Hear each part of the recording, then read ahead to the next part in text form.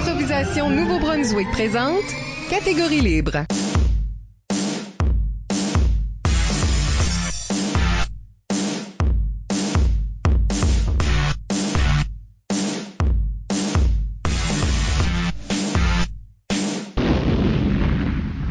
Bienvenue à la deuxième saison de Catégorie libre. Wouh! L'émission qui vise à enregistrer... Je t'entends, excusez. C'est correct, notre invité est déjà en studio. C'est l'émission qui vise à enregistrer des entretiens avec les improvisateurs et improvisatrices du Nouveau-Brunswick pour faire un survol de leur carrière et de leur démarche artistique, mais aussi débattre les grandes questions qui entourent l'improvisation. Au microphone, Michel Albert, et à mes côtés, ma co-animatrice Isabelle Gauguin. Allô? Catégorie libre est une production d'improvisation Nouveau-Brunswick que vous pouvez écouter en balado-diffusion sur iTunes ou YouTube, ou soit en version raccourcie sur les ondes, entre autres, de notre partenaire principal, CKUM, le 93,5 FM à Moncton. Et le premier invité de cette nouvelle saison en est un détail, Isabelle. Oui! Robert Gauvin est une incontournable présence dans l'improvisation néo-brunswickoise. Il a remporté 3 coupes universitaires d'improvisation, 2 fois comme capitaine de l'équipe étoile de l'Université de Moncton en 90 et 93, et comme entraîneur de cette équipe en 2004. Il a aussi été joueur et entraîneur pour l'équipe du campus de Chupagan, et comme entraîneur de l'équipe de l'école Marie-Esther de Chupagan, il guidera celle-ci à une victoire à la Gougoune dorée de 1997. Il est un des membres fondateurs de la Ligue d'improvisation acadienne, créateur du jeu d'impro Borino, et joue encore dans les spectacles d'improvisation modifiés partout dans la province. Comédien, auteur, humoriste, Robert Gauvin, bienvenue à l'émission. Ben, merci beaucoup. Oui, je merci. suis flatté. C'est une belle introduction, oui. Je vais arrêter de te flatter, là, je vais retourner au micro. Merci d'être là. On parlera avec Robert de sa carrière, de sa démarche artistique d'abord, et dans la deuxième moitié de l'émission, de comment se mettre au service du spectacle. Avant d'aller beaucoup plus loin, n'oubliez pas d'utiliser le hashtag ou mot-clic Catégorie libre pour réagir à l'émission pendant que vous l'écoutez. Plusieurs d'entre vous ont déjà participé en nous suggérant des questions. On les posera pendant l'émission. Robert? Oui. On pose toujours la même question à tout le monde. La deuxième saison sera pas différente. Comment est-ce que tu as rentré dans ce qu'on appelle le jeu de l'improvisation? Un accident. Comme tout dans ma carrière, c'est pas mal des accidents. Moi, j'étais en 12e année à l'école Marie-Esther de Chupagan. Puis, il y a quelqu'un qui avait vu ça à la TV. Dans ce temps-là, ça jouait à TQS ou Télé-Québec, à la LNI. Moi, j'avais jamais vu ça. Il y a quelqu'un qui est venu me dire « Hey, t'es comique, toi? On va faire de l'improvisation. » J'avais déjà entendu le mot, je savais pas ce qu'était la game. Fait que là, je suis arrivé là, puis il y avait pas de bande. Ils ont placé des tables de cafétéria, ils ont couché sur le côté. Puis 3 quarts, là, c'était ouvert devant la foule. Et puis, le pseudo-orbite, il n'y avait pas de chandail ni rien. Un gars qui va en avant, qui nomme un thème. Puis là, le gars qui était comme pseudo-coach. Le pseudo-coach me dit embarque. Fait là, j'embarque. Puis je le regarde, je dis bon, qu'est-ce que je fais? Je pense que j'étais le seul dans l'école qui avait jamais vu l'improvisation. J'embarque, je dis bon, je regarde l'entraîneur, je dis qu'est-ce que je fais? Tout le monde se prend de rire. Là, j'ai regardé la foule, c'était comme un déclic. Je me suis dit quelque chose, parce que moi je faisais du sport. Moi j'étais enligné vers le sport, j'étais pas pire gardien de but, j'avais des avenues possibles, mais quand j'ai entendu ces rires-là, ça a été comme un révélateur pour moi, ça a été comme et c'est comme ça que c'est commencé. Et puis après, j'ai fait 2 ans, je suis pas à l'université avant de venir à Moncton. Puis là, en même temps, c'est tout des accidents, je te dis. J'avais fait, mon expérience d'impro s'arrêtait à cette game-là que je viens de parler. Et puis, là, ça, c'est la game où t'as tué le soleil, là. Tu tué le soleil et toutes sortes de gaffes. On savait pas comment ça marchait, ça fait que j'étais du sport, je pense, OK, il y a des points, il y a des votes, faut gagner, donc, on élimine. J'étais Donald Trump 30 ans avant. Puis, c'est ça, arrivé à l'université à Chupagan, le tournoi national de la QI commençait. C'était la première année de la QI. En 87. Exactement. Et puis là, on a eu des Robert Gravel, on a eu la chance parce qu'on avait Claude Bergeron comme entraîneur, puis lui, il nous faisait venir du monde. I guess que l'université de Chupagan avait beaucoup de fonds pour ça. Il nous faisait venir du monde de la LNI pour nous donner des ateliers, comme ça on a pu accélérer le processus de comprendre le jeu. Et c'est comme ça que c'est parti. Puis j'ai eu la piqûre parce que quand tu vas au national, puis tu vois ça, puis il y avait beaucoup de monde. Dans ces années-là, il y avait des joueurs comme Mario Jean, Jean-Michel Anctil, François Morancy, ils jouaient tous là. Fait que t'arrives, puis t'es saucé là-dedans avec des joueurs comme ça, ça te donne envie d'aller plus loin. Et c'était ça le début. Là, je suis arrivé à Moncton après, et puis qu'est-ce qui était vraiment le fun, parce que à Chupagan, tous les joueurs venaient de Chupagan ou de la péninsule acadienne. Quand on est arrivé à Moncton, là, les joueurs venaient d'un peu partout, il y en avait du Québec, puis moi, c'est là que j'ai fait la rencontre en improvisation, c'est là que j'ai compris vraiment au plus grand la chimie, parce que j'en avais une avec Marc Degrasse, mais lui, il avait pas d'aspiration là-dedans. Lui, c'était businessman né. Arrivé ici, j'ai fait la rencontre de Luc Leblanc. Et on se connaissait pas, on s'était jamais vu avant. Et on avait donné un atelier d'improvisation au début de l'année, avant la Ligue, juste pour voir qui était intéressé, si on avait assez de joueurs à faire une Ligue, etc. Et puis, lui est arrivé. On était dans le même cours d'art dramatique, et on a commencé à faire de l'improvisation durant cette fin de semaine-là, puis il y a une chimie naturelle qui est installée. Où est-ce que j'avais pas besoin de le regarder pour savoir ce qu'il faisait. C'était assez spécial. Et ça, ça a déclenché toutes les années à Moncton, où est-ce qu'on avait toujours, je pense, des bonnes équipes. Et puis, beaucoup de plaisir, parce que, écoute, nous autres, on venait à l'université pour faire ça, là. On allait en théâtre, on allait à nos cours d'art dramatique, mais le plus sérieux qu'on était, c'était dans l'improvisation. C'est plate à dire, hein? Les parents, désolés, c'est fort. Un coup que ça te pogne l'improvisation, c'est fort. T'sais. Surtout à cet âge-là, on dirait que t'avais comme un but. Souvent, on te parle de choses, tu le verras plus tard dans ta vie. Mais l'improvisation, le tournoi national était chaque année. C'est qu'il y avait un but assez proche qu'on pouvait atteindre. Puis moi, je t'ai rencontré pour la première fois à la 4e Coupe universitaire. À Montréal. À Montréal, à l'UQAM. Et c'est celle-là que vous avez gagné, que Moncton a gagné pour la première fois, qu'une équipe acadienne a gagné pour la première fois. Oui. Parle-nous un peu de cette expérience-là, parce que c'est une grosse équipe. C'était une grosse équipe. Il y avait des grosses équipes. Et Michel jouait pour Edmundston. Il était très bon, mais malheureusement, il était tout seul. Il y avait une couple de joueurs, mais il n'avait pas qui était aussi bon que lui. C'est normal pour des petits campus. C'est ça. Non, mais c'était la même chose à Chupagan. Tu sais, t'as les joueurs 3, 4, 5. Il y avait toi et Michel McSween. Tu sais, mais après, les joueurs 3, 4, 5, 6. Et c'est pas grave, mais c'est juste qu'ils n'ont pas le même pool de joueurs. Fait que c'est normal, tu sais, que les équipes sont moins profondes, pour utiliser un langage sportif. Ça fait que oui, à 90, à Montréal, ça c'était... Nous autres, on était contents, mais je te dirais pas qu'on était surpris tant que ça, parce qu'on avait une extrême confiance. D'ailleurs, je pense qu'il y a un règlement, je le dis, là, mais je suis pas mal sûr. Non, c'est ta raison, je pense. Il y a un règlement qui a été changé à cause de cette équipe-là, parce qu'on était 6 gars. Ah, ok. Fait que nous autres, ça marchait par vote, tu sais, c'était pas, on était une gang, on mettait des votes. Non seulement que c'était 6 gars, l'entraîneur était un gars, et le joueur substitut était un gars aussi. Ouf, ok. Il y avait une femme qui allait être dans l'équipe, là, juste pas pu se rendre. C'est ça. Marianne Goupy. Exactement. Oui, on avait une femme, Marianne Goupy. J'aurais voulu la voir jouer. Oui, Marianne Goupy était excellente. Quand on allait à Chupagan, tu me rappelles, Marianne Goupy, tu sais, là-bas, faisait fureur. Je pense peut-être même qu'elle avait gagné un prix individuel dans mes 2 premières années. Elle était censée jouer ici. Mais après, le premier semestre, c'est parti. Oh. Elle aurait fait l'équipe. C'était notre joueuse. Mais ceci étant dit, je pense que c'était tout le temps mieux d'avoir une équipe avec des gars et des filles. Là. Ouais. C'est juste, c'était arrivé comme ça. C'était pas voulu. C'était pas, il y a pas rien que des gars. C'était pas voulu du tout. T'sais. Parce que vous avez vu le tournoi, il y a des filles qui ont été aussi marquantes là que des gars au tournoi d'improvisation. Mais c'était ça qui était l'équipe. Puis on avait une extrême confiance à tous les joueurs. Et ce qui était spécial, c'est qu'on était ces 6 gars-là étaient vraiment des amis. Puis là, je te parle pas pour des buts d'improvisation, des agendas cachés. C'était réellement 6 gars qui étaient des chums, qui tous les cercles d'intérêt étaient quasiment un par-dessus l'autre. Il y avait pas une grosse différence. On avait tous la même mentalité sur l'improvisation. Il y a une façon de jouer pour gagner, c'est pas jouer pour gagner. C'est donner un bon spectacle et la job des spectateurs, c'est eux autres qui décident. Fait que la mentalité de ces joueurs-là, c'était ça. C'est que on était extrêmement heureux, plus que le tournoi avançait extrêmement nerveux, parce que je pense que il y a personne qui a voulu le dire tout fort, mais je pense que chacun dans nos têtes, on se disait si c'est pas cette année, ça arrivera jamais.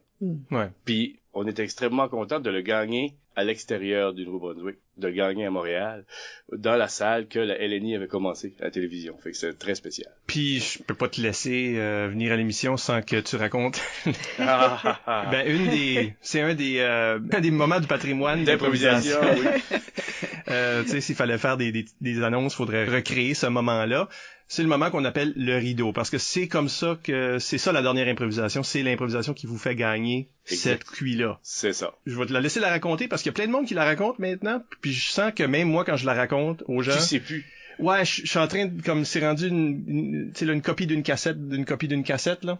Ben, il y a des éléments changés. Je vais faire une parenthèse parce que la génération après moi, ou une génération et demie après moi, qui était la gang à Samuel Chiasson et tout ça. Ouais. Un moment donné, on était un tournoi d'improvisation à Edmundston, puis moi, j'étais pas à ce tournoi-là, tu sais, j'avais resté à Moncton. Puis, Max Saint-Cyr? Thunderdome, le joueur d'Ottawa, ouais. On jouait un contre l'autre, on se rencontrait tout le temps en demi-finale ou en finale, là, lui, il l'a compté, du point de vue de l'autre équipe. Oui, parce que les autres, c'était vos adversaires en finale. Là. C'est ça, puis ça, c'était le fun pour Sam, parce qu'il lui, Max avait dit, quand c'était arrivé, comment sur le banc, il venait de réaliser qu'ils avaient perdu, là. Parce qu'on passait en deuxième, tu sais. Mais toi, t'étais là, t'es assis derrière notre banc. Ouais, moi, j'étais dans le public. Là. Je me rappelle, t'étais assis pas en arrière. J'aurais pu vous toucher dans le dos, là. C'est ça. OK. En tout cas, puis lui, il a raconté l'histoire, fait que là, ils ont pu voir que de un, que je comptais pas des menteries, là, mais de deux, comment ce moment-là a été comme, tu sais, des fois, encore une fois, c'est un accident. Hein. Il y en a qui pensent même que l'arbitre a fait exprès. Fait là, je vais rentrer dans l'histoire. Okay. C'est que durant la fin de semaine, moi puis Michel Edoux, tu sais, on aime bien le sport et on aime bien toutes les choses. On parlait puis il y avait une catégorie qui s'appelait Sans limites ni frontières qui permettait aux joueurs de sortir de l'arène pour aller faire toutes sortes de choses, ouais. Tu sais. Il y a des règlements quand tu sortais de l'arène, il y a des choses que tu pouvais pas faire, mais il y avait des choses que tu pouvais faire. Et là, il y avait un grand rideau. OK, puis on avait parlé, moi, Michel, il y avait un grand rideau. Puis on s'était dit... Ouais, ça cachait comme une partie de la salle. Ça cachait, tu te rappelles, ça cachait deux grandes sections, parce que cette salle-là était immense. Ça cachait deux grandes sections, et ces rideaux-là ont jamais été ouverts la fin de semaine. Ça fait que là, on se disait ça, hey, tu sais, on s'en parlait, tu sais, en jokant comme ça, parce que tu peux pas prédire l'avenir. Avant le match, dans ce temps-là, l'arbitre venait et demandait à l'entraîneur ou au capitaine, tu sais, à cette époque-là, c'était Marc Leboutier, notre entraîneur, fait que moi, je répondais à les questions quand l'arbitre venait. Puis, là, Marc Leboutier, il comprenait beaucoup de choses. Entre autres, nous laissait aller ou juste un petit mot des fois quand on allait trop loin. Ouais. Il y avait sa sagesse dans son silence. Quand t'as une grosse équipe, il y a rien d'autre à faire, là. Si t'as une grosse équipe, puis le coach veut trop prendre de place, ça va nuire à un moment donné. Oui. Bon. Ça fait que là, on était là, puis l'arbitre vient dans la chambre des joueurs.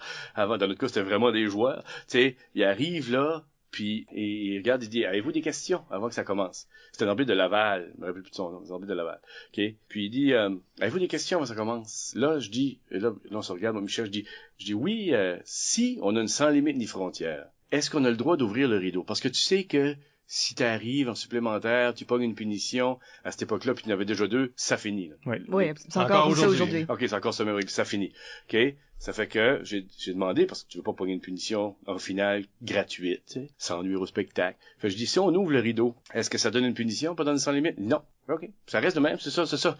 Notre seule question était rendue en finale, on a pas mal fait le tour, tu sais. Puis ça reste comme ça. Puis là, on commence la finale, puis là ça arrive, puis je dois donner quelques fleurs à Marc de Grâce parce que on perdait de 2 points avec 2 impros à jouer. Et Marc, lui, c'était un âme pure d'improvisation, parce qu'il jouait pour le plaisir, that's it. S'il n'y avait pas de plaisir, il s'en allait. Il aimait pas l'injustice.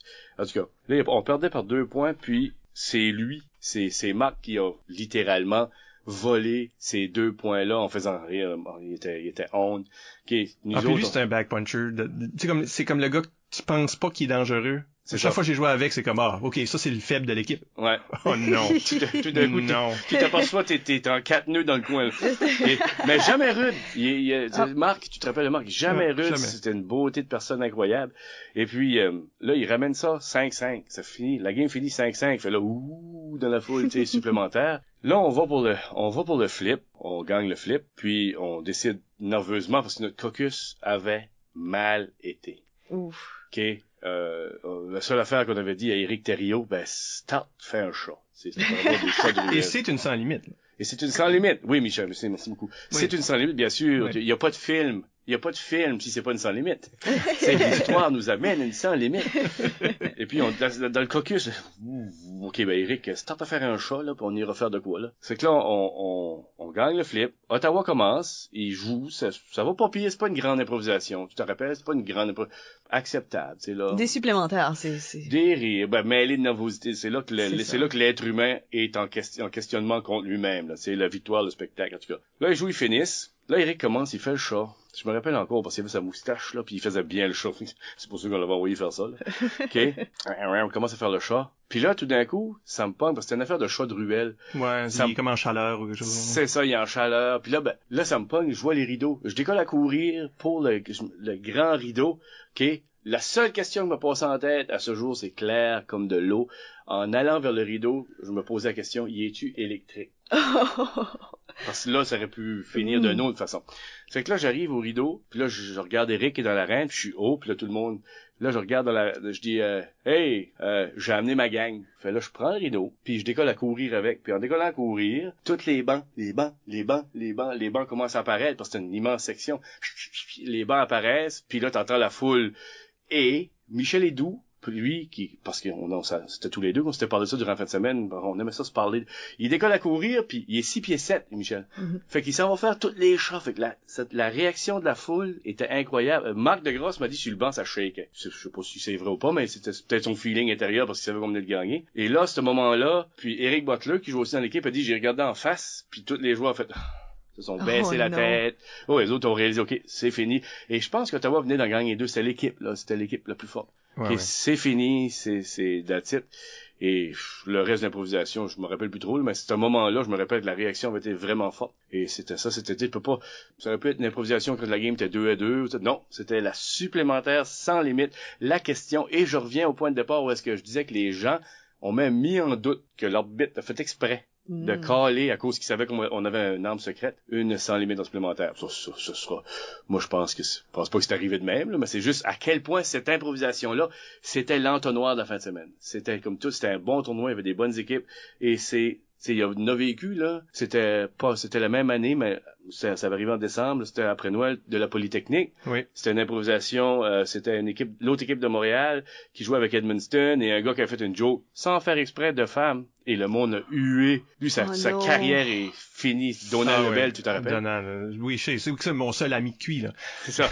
Mais tout ça pour dire que c'était une fin de semaine remplie d'émotions, et c'était à Montréal, en plus, c'est là que ça va arriver. Le public était là. Le public, il se gênait pas à envoyer des claques, là. Il décidait qu'une équipe était pas bonne, cette équipe-là était finie. D'ailleurs, il y a quelqu'un qui m'avait dit, dans cette fin de semaine-là, c'est au lieu de mettre des claques, c'était les claques avant, là. C'était ça, la tradition. Ils avaient des boules de styrofoam. Parce qu'ils se disaient, OK, on va pas rajouter de la violence ou de la violence. Fait que c'était une fin de semaine remplie d'émotions et ça s'est terminé avec un moment de film parce que c'est encore resté. En gros, c'est ça qui est arrivé. Après, j'ai rencontré François Gagné quand j'étais entraîneur, puis il parlait encore. Lui, il jouait, c'était le meilleur joueur pour moi que moi j'ai vu là. Okay, puis c'était un moment magique. Là. Fait qu'il y a pas d'autres cuits qui ont rattrapé cette. Pas dans ma tête à moi, pas parce que là. C'est tout, tu sais, comme le build-up de l'événement, se rendre au moment, et là, tout d'un coup, cette explosion-là, et puis l'équipe vraiment underdog, tu sais, une équipe de Moncton. Tu sais, à cette heure, ça a changé parce que toutes les Star Academy, puis The Voice, tu sais, on était entre Edith Butler et The Voice, là, tu sais. Ça fait que Moncton n'était pas vu ou pressenti, à part les équipes qui avaient fait les cuits d'avant, là, pour remporter. Ça fait que c'était le fun de faire ça comme ça. Ce tournoi-là était une bonne fin de semaine pour l'Acadie parce que même Edmundston s'était rendu en demi-finale. Edmundston s'est rendu en demi-finale. Edmundston avait donné une game, il avait perdu 5-4 contre Ottawa. Et nous autres, Moncton, qui avait gagné, on avait joué contre Edmundston et on les avait battus 6-5 en supplémentaire. Ouf. Donc Edmundston avait vraiment bien fait aussi. Mais on s'est fait torcher en demi. Moncton nous a crémé 7-2. Ouais, c'est en demi-finale, là. J'aime que vous vous rappelez du pointage. Bravo. Ouais, mais moi, c'était ma première. Fait qu'évidemment, je me souviens de détails. Comme que Robert, sa première victoire, c'est comme le plus fort moment. Ben, ce qu'il faut pas oublier, c'est que nous autres, c'est tellement un investissement, peu importe ce que les gens peuvent penser, c'est tellement un investissement pur et réel que ces moments-là, ils restent avec toi, là. Tu sais, nous autres, c'était la branche la plus haute, la plus dure à atteindre. Puis je une petite anecdote par rapport à ça, parce que Edmundston, effectivement, ça avait été assez, c'était pas serré en demi-finale. Puis je me rappelle parce qu'il y a une fille qui jouait avec vous autres, qui a dit à son chum, après la demi-finale, on est dans le corridor, tu sais, le corridor avec deux équipes, elle dit, ben pourquoi si tu votais pour eux autres? Ben j'ai dit, ben parce que j'avais pas le choix, là, vous le méritiez pas. Oh non! Tu sais, ben non, mais c'est correct, mais c'est ça que c'est censé être. Oui, c'est ça qui est important. Tu sais, lui, il avait démontré son vote. Je dirais pas qu'on les avait pris à légère, parce que moi, je connaissais Michel McSween, je savais qu'est-ce qu'il était capable de faire, là. Mais c'était juste qu'on se dit, on est tellement, c'était comme chaque équipe qui gagne, que ce soit le Canada, la médaille d'or aux Jeux Olympiques, l'équipe de hockey, il y a tout le temps une game qui te donne la misère, qui est pas supposée de mettre sans manquer de respect. Ouais, inquiète pas. Non, mais il y a tout le temps une game qui te donne la misère, où est-ce que, je l'ai vécu aussi à Moncton, où est-ce que tu dis, OK, là, peu importe avec qui on joue, va falloir qu'on se présente. Et ça va servir cette leçon-là. Ouais, moi, je me fais aucune illusion, là. Dans ma tête, j'étais pas un bon joueur, là. Moi, je me rappelle, j'étais pas content après la game, là. Ouais. Parce que moi, j'avais joué beaucoup cette game-là, parce que je me disais, réveillez-vous, là, tu sais, on dirait que c'était supposé être facile, là, parce que t'as regagné la QI en 93, mais à Moncton. À Moncton. Puis de nouveau en 2004 comme entraîneur. Oui. À Moncton. Oui. Les deux autres fois que Moncton. C'est pour ça que Montréal est tellement spécial. Ouais. C'était pas chez vous. T'sais. C'est différent quand c'est chez vous. On dirait que c'est plus facile pour que le monde le write-off un petit peu comme, tu sais, public local, le monde vous aime déjà. Oui. Puis, ben, en même temps, c'est une lame à 2 tranchants, parce que t'étais là aussi en 93. Ouais. C'est une lame, je sais pas si t'étais là, Isabelle, mais... C'est ça, j'avais 5 ans. 6 mois, mais... moi, Ashley, c'est la façon que je me rappelle quand c'est qu'elle a cuit, parce que je suis née la même année. Ah, c'est vrai? Oui. 87. Non, mais ici, qu'est-ce qu'on était rendu en finale, on dirait que les gens, il n'y avait pas de juge. Ça avait été éliminé. Moi, je pense qu'il ne devrait pas avoir de juge. Ça, c'est une opinion personnelle. Là. Si on n'est pas capable de faire confiance aux gens... Ils ont ajouté des juges après la QI de 90 parce que, évidemment, l'Acadie avait amené plein d'autobus. Oui, des choses qu'on se fait encore garocher. Moi, je coach l'équipe tout de suite, là, puis on se fait encore dire ça. Écoute, il y avait 275 personnes dans la finale. Puis 200 étaient du Nouveau-Brunswick. C'est ça, là. On avait nolisé des avions. Mais en tout cas, ici, à Moncton, en finale... non, ben, c'est juste... Ben, c'est ça, c'est absurde. Ben, moi, je prends ça comme un compliment parce que ils se disent, bon, ben, il faut qu'il y ait une force majeure pour que cette équipe-là gagne, tu sais.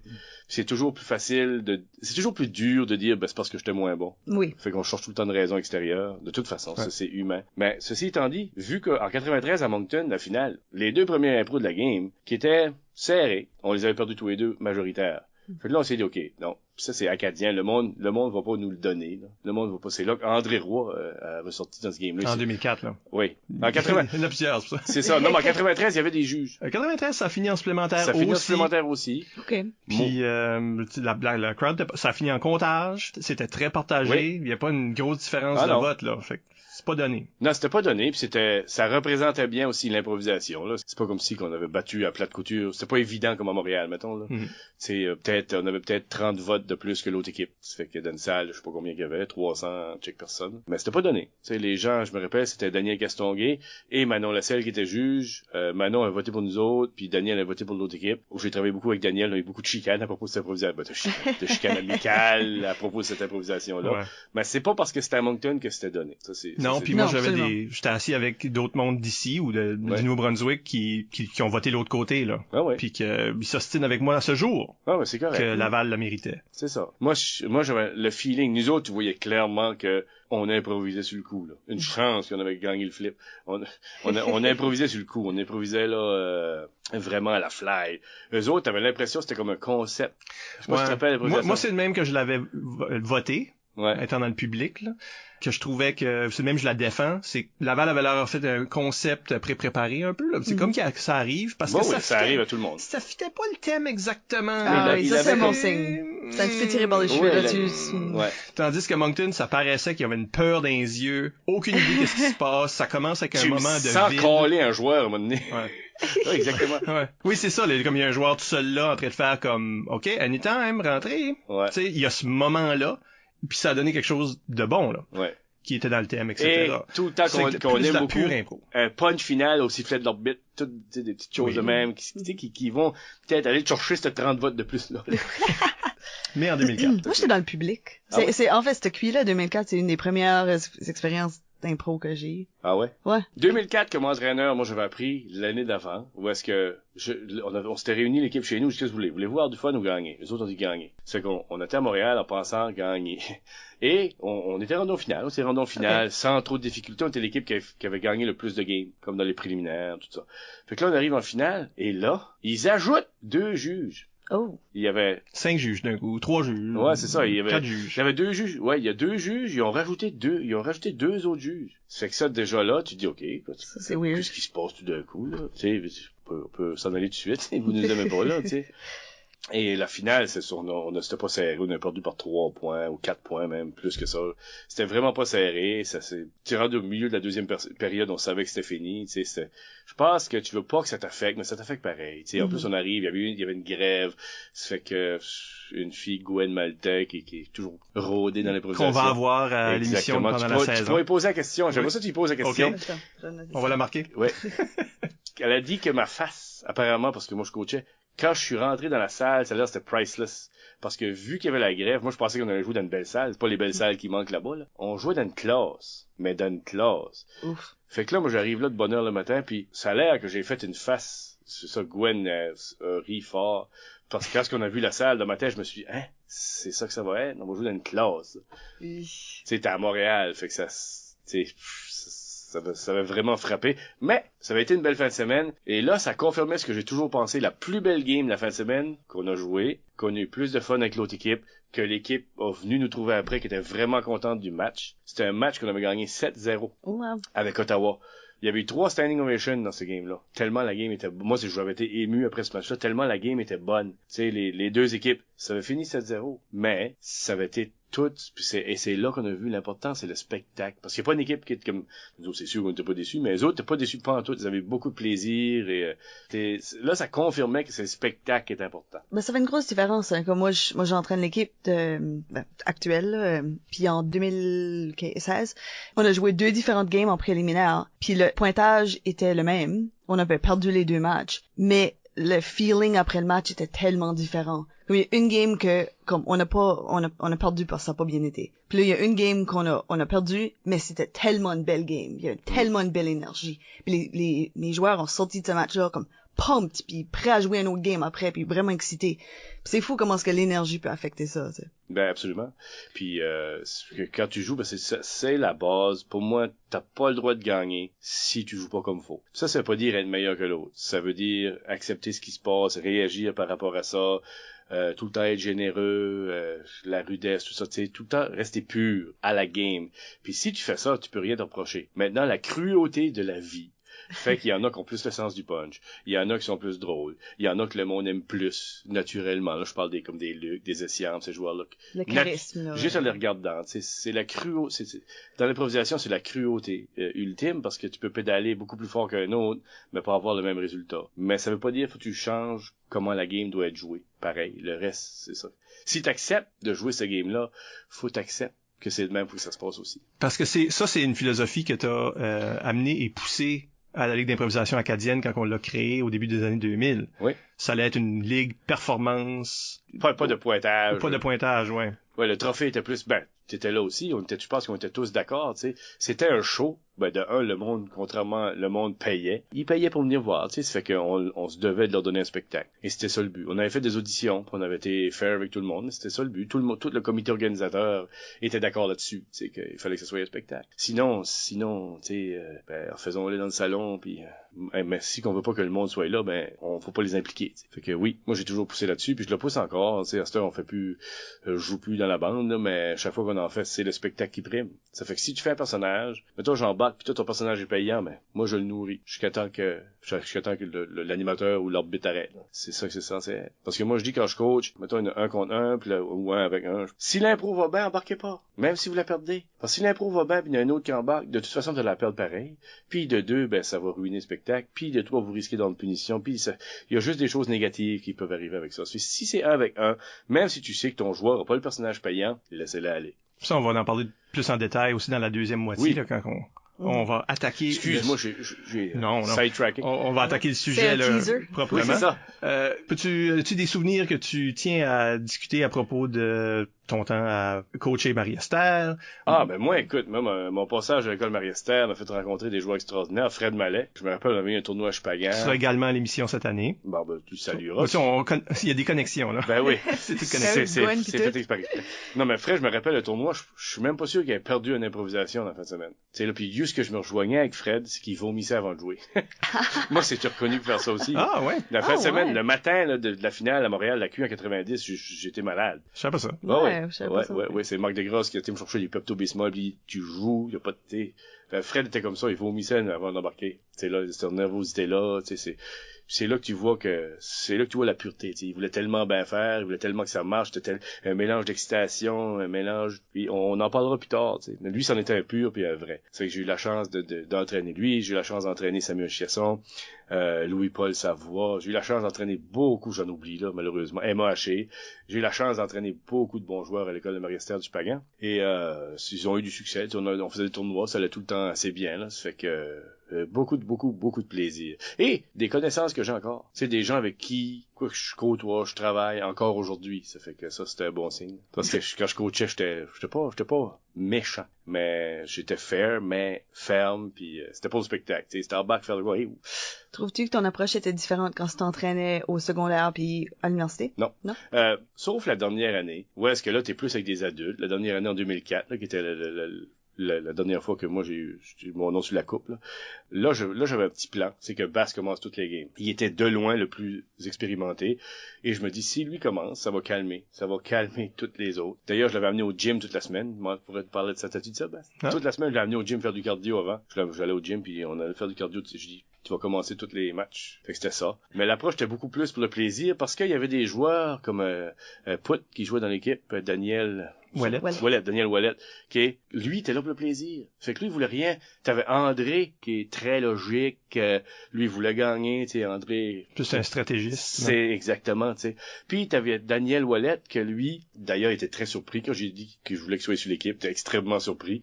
Lui c'était pour le plaisir. Donc fallait mélanger ça. Ouais, Put était le genre de joueur que si tu lui disais faut la gagner celle-là ou il aimait pas ça. Ça le gelait, là. Non, c'est ça. Il aimait pas ça. Il y avait lui, il y avait Étienne Boivin. Tu sais, t'avais vraiment un mélange. T'avais plus Carrier que lui, c'était vraiment laid back, puis on s'amuse, puis il y a pas de problème, tout ça. Ça fait que il y avait pas de speech dans la chambre, il y avait pas de... C'était vraiment... Avant la finale, à Moncton, on jouait au soccer avec une balle de tennis dans la chambre au CEP. C'était ça notre pre-game, là. Et on s'amuse en attendant d'aller s'amuser de nouveau, là. Et ça avait bien été. On t'est pas rendu en supplémentaire. On a suivi André. T'sais, l'équipe a suivi André. T'sais, le capitaine vraiment important, puis lui, ben... C'était là, t'as vu, il a pris le match à 2 mains. Puis Daniel Ouellet et Mathieu Eckerley, un autre qui était vraiment pour le plaisir, tout ça, suivait, puis faisait des affaires extraordinaires. Je me rappelle, Put, c'était une improvisation, c'était une tempête de neige. Il a resté dans la même position comme 4 minutes, parce qu'elle était longue, là. Il a resté dans la même position comme 4 minutes, puis Monique, quand ils l'ont dégelé, il a juste dit, OK, comme ça, on n'a pas d'école aujourd'hui. Il était avec son sac d'école, il était gelé dans il a juste resté là 4 minutes en arrière, personne ne disait rien. Fait que c'était un genre, vraiment, une équipe, une atmosphère plaisante. Oui, l'approche. C'est sûr qu'à l'école, tu sais, faut que tu fasses attention, parce que des fois, il y a des affaires, mettons, comme Samuel Chiasson, au début, tu sais, il avait tendance, il commentait à moi que ce qui se passait sur l'arène, tu sais, j'essaie d'expliquer que non, c'est le spectacle, puis si tu fais ça, ok, bon, plutôt on comprend, mais le public est pas dans la joke, puis quand t'es pas dans la joke, ben, tu te sens mal, tu sens pas intelligent, tu sais. Ça fait que il y avait des choses comme ça, fallait faire, tu sais. Puis c'est que Sam avait tellement, je pense, ça, je le dis, ça c'est mon opinion, tellement un talent supérieur aux autres à ce jeune âge-là, je pense qu'il s'ennuyait. C'est que c'était une façon pour lui de se stimuler ou de se réveiller ou de sentir vivant dans l'arène parce qu'il avait un talent supérieur aux autres, en tout cas à polyvalent. Ben, même après, là. Oh oui. C'était un de nos bons joueurs. Oui, c'était un très bon joueur. Fait que c'est ça. Fait que des fois, ben comme tu sais, puis tu veux pas, t'es dans un cadre pédagogique parce que t'es dans une école. Quand t'arrives à l'université, ben c'est plus la performance. Il y a ces petites différences là, mais mon intégrité envers la game était la même. Ça a toujours été à propos du spectacle. Je dirais c'est plus l'âge des participants qui faisait changer le style d'entraîneur. On peut peut-être passer à des questions de nos publics. Oh my God! Ce soir, qu'est-ce qu'il y a? Oui, ça j'ai hâte. Ça j'ai hâte parce que c'est pas scripté. La réalité et la perception n'est pas souvent la même chose. Non, c'est vrai. Bass Levesque sur Facebook demande qui est le meilleur joueur de baseball ou hockey que tu as joué avec et pourquoi c'est important en improvisation. Il ajoute qu'il sait que ça sonne niaiseux, mais c'est une vraie question. Le meilleur joueur de baseball que j'ai joué avec, moi, ça s'appelle Robert Landry. OK, réponse courte. OK. Réponse courte. Pourquoi c'est important d'improvisation? Parce que lui, sa terrain de baseball, t'es capable de tout faire. Au baseball, ça parlera pas peut-être aux joueurs d'improvisation, mais je suis un sportif. Au baseball, t'as des 5 tool players. Ça, c'est la puissance, la vitesse, la défensive, comprendre la game. T'as 5, puis lui, ils les avait tous. Okay? Moi, en improvisation, c'est ça que j'aimais. Je pouvais aller chanter, je pouvais faire des rimés, je pouvais faire des mimés, je pouvais faire toutes les catégories. Donc, être un joueur complet. Ça, c'est quelque chose que tu as développé activement? Oui, volontairement, parce que moi, dans ma tête, le capitaine devait aller quand personne ne peut aller. Si tout le monde est gelé sur le banc, c'est la job du capitaine d'aller. Puis Robert était notre capitaine, Robert Landry, et était notre capitaine au baseball. Puis on a gagné des championnats de maritime avec lui. Ouais. Bonne réponse. C'est bonne question. Bravo Bass. Olivier Rioux sur Facebook demande à quel point ta carrière d'improvisateur t'a été utile pendant que tu fais du stand-up. Puis Yves Doucette posait une question semblable à propos du théâtre, d'une façon ou d'une autre. Comment est-ce que... Qu'est-ce que l'improvisation sert? À quoi? Ouais, qu'est-ce que ça t'a donné dans ces... Oui, parce qu'en parenthèse, tu sais que le département d'art dramatique était pas content que souvent leurs élèves aillent jouer de l'improvisation. Ça m'a servi autant que mon cours d'art dramatique. Ouh. Oui, parce que l'improvisation te fait relaxer dans du chaos. Et si un acteur ou un stand-up est pas capable d'être relax sur scène, tous les événements vont tellement le perturber que sa performance va en prendre un coup. Puis l'improvisation, ça veut pas dire inventer des mots. L'improvisation, ça veut juste recevoir ce qui se passe dans le moment t'es capable de le processer, puis que ça sorte d'une façon naturelle et que ça serve la situation dans laquelle que t'es dans le moment. C'est que pour moi, l'improvisation, c'est le meilleur outil que moi j'ai reçu. T'as dit en 20 secondes que ça a pris Annick Landry l'année passée à dire en 1h30. Ah ouais, good. Fait que juste sauter cet épisode-là, puis... Non, faites pas ça. Non, c'est un bon épisode. Martin Savoie et Yves Doucette avaient des questions semblables qui se résument à est-ce que toi tu t'es aperçu que ton jeu a évolué à travers les années? Es-tu le même joueur aujourd'hui? Non. Je sais pas, moi, quand t'étais universitaire. Non. Je serais beaucoup moins efficace dans l'intérieur d'une bande tout de suite. Quand t'es là-dedans, t'es tellement saucé là-dedans, c'est comme un athlète, tu vis ça tous les jours, t'es tellement aiguisé que peu importe la situation, c'est ça, tu sais. Ben, à cette heure, j'en fais plus de ça, ok? Je suis peut-être trop usé, trop passé de situations nerveuses, mais quand on fait du sim, je suis relax. Il y a des bonnes improvisations qui sortent, mais je sais pas si je suis le même joueur, mais c'est juste, c'est plus la même chose. En tout cas, je joue plus pour les mêmes raisons. C'est quelque chose qui te manque? Non. L'impro match, là? Non, pas du tout. Je l'ai vécu, j'ai eu l'honneur de participer avec des grandes équipes. Puis ça nous a amené, puis moi par accident avec cette gang-là dans des moments incroyables. Ben à cette heure, je le fais avec une grande équipe, l'équipe de la CIM, mais c'est carrément le spectacle, on s'amuse, fait que y a pas ce stress-là, là, tu sais. Qui est un stresseux, pas, tu sais. Une petite dernière, Isabelle? Ben enfin, nous deux. Oh. Oh oui, hey, j'aime ça, moi, ces questions-là. Deux petites dernières. Je pensais que les questions allaient être plus rough. Non. Ben je le sais pas. Ben vas-y donc. On a une petite question stratégique là, de Nicolas Berry sur Facebook. Il demande préfères-tu manger avant ou après un match? Puis pourquoi? Après. Oui. Ben tu disais que tu vomissais. Hein? Oui. De un, j'ai de la misère. Puis même avant les spectacles, n'importe quel spectacle que je fais, je vais pas beaucoup manger avant. Même quand j'étais gardien de but au hockey, senior, je mangeais pas avant. Il y a un coach qui m'avait dit, t'es mieux d'avoir faim. T'es mieux d'avoir faim pendant la partie ou pendant ta performance que d'être satisfait par la gastronomie avant. Ben, t'as une énergie à cause de ça. Hein. Il y a un stress à cause de ça. Ah, ouais. Tandis que la nourriture, souvent, ça t'endort. Oui, une couple de semaines passées, j'ai donné un atelier d'improvisation à tous les animateurs au pays de la Sagouine. Et je voulais tellement que ça aille bien, j'ai mangé un petit sac d'amandes, c'est tout pour mon souper. Juste pour avoir le bounce moi, je crois beaucoup là-dedans. Après, ben, là, tu te traites. Si ça a bien été, ça rentre bien. Si ça a mal été, l'alcool ou la bouffe va moins bien rentrer. Voilà. Et là, la dernière. Yves Doucette sur Facebook demande « Des extraterrestres menacent d'anéantir la Terre. Seule façon de sauver la planète, gagner un match d'impro et c'est toi le capitaine de l'équipe. Tu peux te monter une équipe avec qui tu veux. C'est toi et 5 autres personnes que tu connais personnellement ou non, vivants ou non, qui tu choisis. » Moi, je choisirais Luc Leblanc, Marc Degrasse. Ça, c'est les deux de ma génération que je choisirais. Je choisirais Samuel Chiasson. Je choisirais Michel Albert. Oh, là, je sais pas ce que c'est. Hein? Je choisirais beaucoup de pression, là. Nathalie Lévesque. Oh oui. Et je choisirais Yves Doucette. Puis toi, t'es pas dans l'équipe. Hein? Tu t'es rendu à 6, là. Ben, je serais coach ou capitaine, mais en tout cas, ça serait ça pour...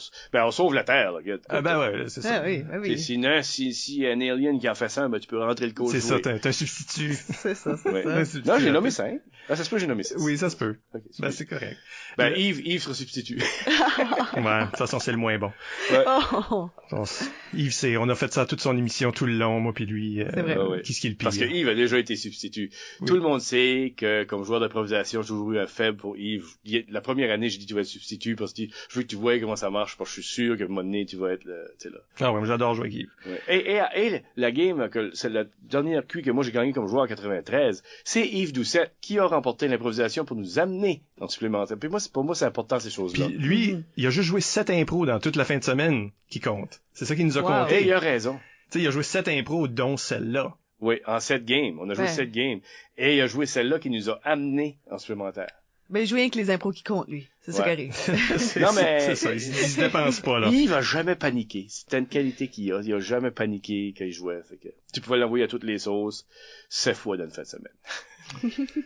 Ben, juste m'assurer, pour qu'on ait le meilleur match possible, faudrait que André Roy, Christian Essiam, Jean-Sébastien Lévesque jouent avec les extraterrestres. Là, ça donnerait une bonne game. C'est la seule chance, les extraterrestres auraient une chance. Ils vont se faire abducter, puis là, c'est ça qui va arriver. C'est ça, Parfait. ils sont Non, mais brainwashed. Excellent. Ils sont ça serait brainwashés. une belle game pour finir la Terre. Ben, le temps est à nos trousses. Si vous voulez en savoir plus sur la carrière de Robert Gauvin, de toute façon, visitez le site internet du Temple de la renommée de l'improvisation au Nouveau-Brunswick. Il est son premier templier. C'est au templeImproNB.blogspot.ca. Et on va prendre une petite pause et au retour, on parle d'être au service du spectacle avec Robert Gauvin. Restez là.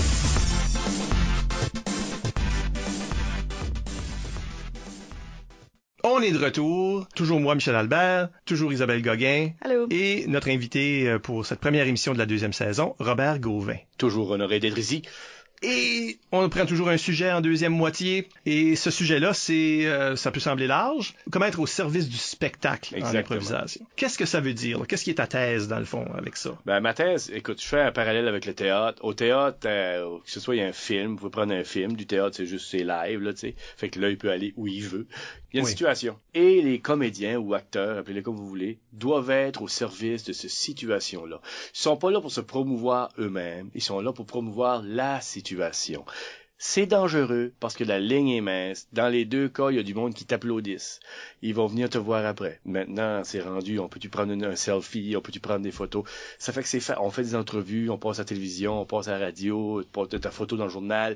C'est très facile de tomber dans le self-promotion, qui est de dire, bon, ben, hey, Fait que là, les gens commencent à penser, à quelque part, qu'ils sont plus grands que la situation. Les performeurs, et ça, Luc Leblanc l'a compris plus que tout le monde, le performeur n'est pas plus grand que le performeur au service de la situation. Après ça, la qualité ressort de ça. Si tout le monde est au service de l'histoire, parce qu'on raconte des histoires, si tout le monde est au service de l'histoire va gagner. Mais si quelqu'un entre pour envoyer une joke pour se servir lui ou elle-même, juste à côté de l'histoire, ben là, on perd un peu de l'histoire. Mon résumé, c'est ça.